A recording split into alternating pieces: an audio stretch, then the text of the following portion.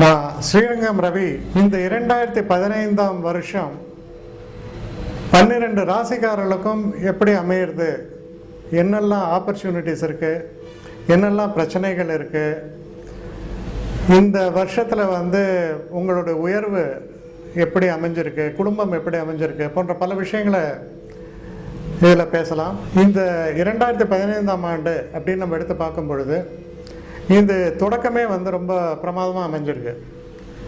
அதாவது ஒரு வைகுண்ட ஏகாதசி ஜனவரி 1ஆம் தேதி, அதாவது ரொம்ப ஒரு ஆஸ்பிஷியஸ் பிகினிங் சொல்லலாம்.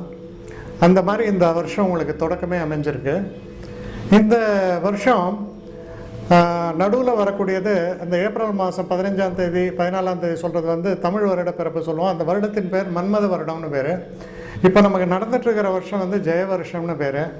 இந்த ஜெய வருஷம் மன்மத வருஷம் இது இரண்டுமே ரொம்ப ஒரு சுபிக்ஷத்தையும் நல்ல ஒரு மழை சுபிக்ஷம் வளர்ச்சி எல்லாத்தையும் காமிக்கிற விதத்தில் ரொம்ப அற்புதமாக அமைஞ்சிருக்கிறதால இந்த நம்ம இருக்கக்கூடிய நாடுங்கிறது நமக்கு முக்கியம். அந்த நாடை நம்ம இருக்கிற நாடு நல்ல சுபிக்ஷமாக இருக்கும் பொழுது அங்கே வாழக்கூடிய மக்களும் சுபிக்ஷமாக இருப்பாங்க.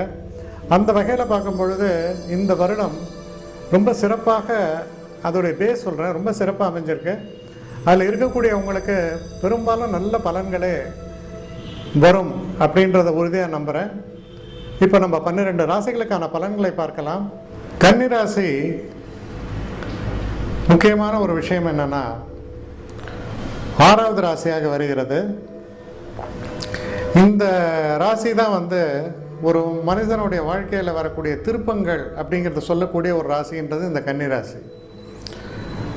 ஒரு வாழ்க்கையில் எனக்கு திருப்பங்கள் அமைஞ்சது, இந்த வயசுல நான் நல்லா இருந்தேன்லாம் சொல்லுவாங்க. அந்த மாதிரி அந்த கன்னிராசி என்பது அந்த ஒரு முக்கியமான ஒரு புள்ளி. இந்த ராசியுடைய அதிபதி யாருன்னு பார்த்தீங்கன்னா புதன். இந்த புதன் உச்சமாகக்கூடிய ராசியும் இதுதான். அப்போ புத பகவான் அப்படின்னா முக்கியமான விஷயம் என்னென்னா வித்யாகாரகன் என்று சொல்வார்கள். அதான் படிப்புக்கு அதிபதி, வாக்குக்கு அதிபதியும் புதன் தான், நிலத்திற்கு அதிபதியும் புதனாக வருகிறார். இந்த புதன் என்பவர் விஷ்ணுவுடைய அம்சம், ரொம்ப ஒரு முக்கியமான ஒரு பிளானட் புதன்.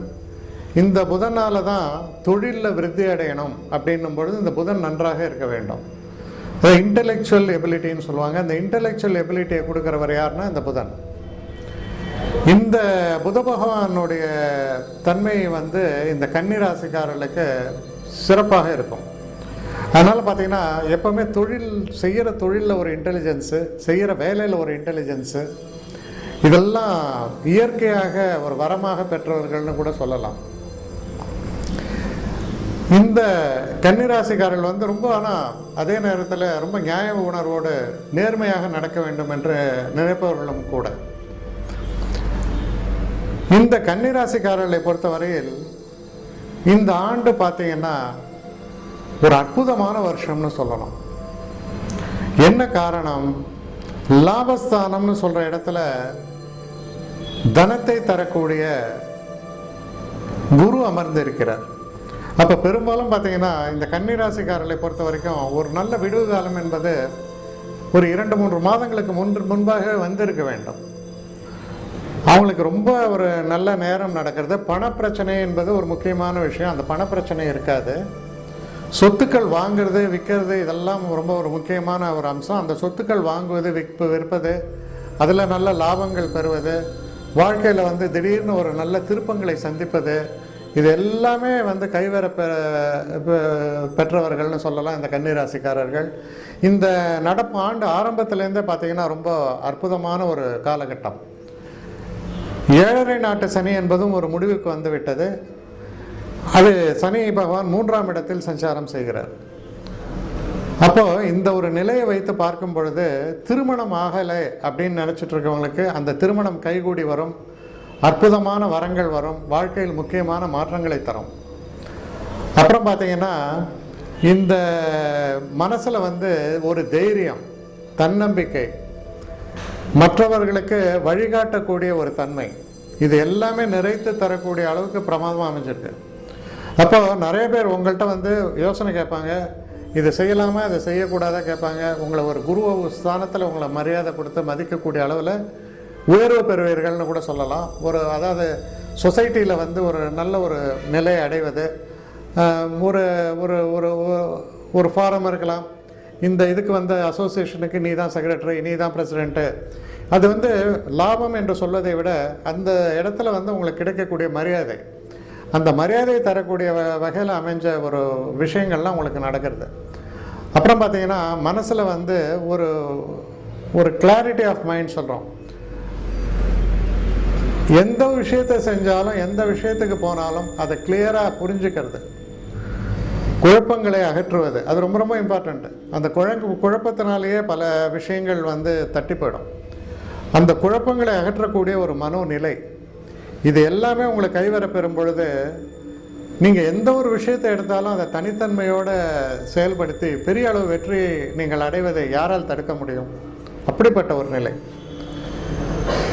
அப்புறம் பார்த்தீங்கன்னா இந்த 3ஆம் வீட்டில் இருக்கக்கூடிய சனி நல்ல செல்வ விருத்தியை தருவார், மனக்குழப்பங்களை நீக்குவார், மனசில் தைரியத்தை தருவார், சரியான வழி எது என்று தேர்ந்தெடுக்கக்கூடிய தன்மையை தருவார். இப்போ நீங்கள் வந்து ஒரு ஷேர் மார்க்கெட்டில் இருக்கீங்கன்னா எதில் இன்வெஸ்ட் பண்ணணும், எங்கே போனால் லாஸ், எங்கே போனால் கெயின்றதை ஒரு கிளாரிட்டியோடு நீங்கள் தெரிஞ்சுப்பீங்க.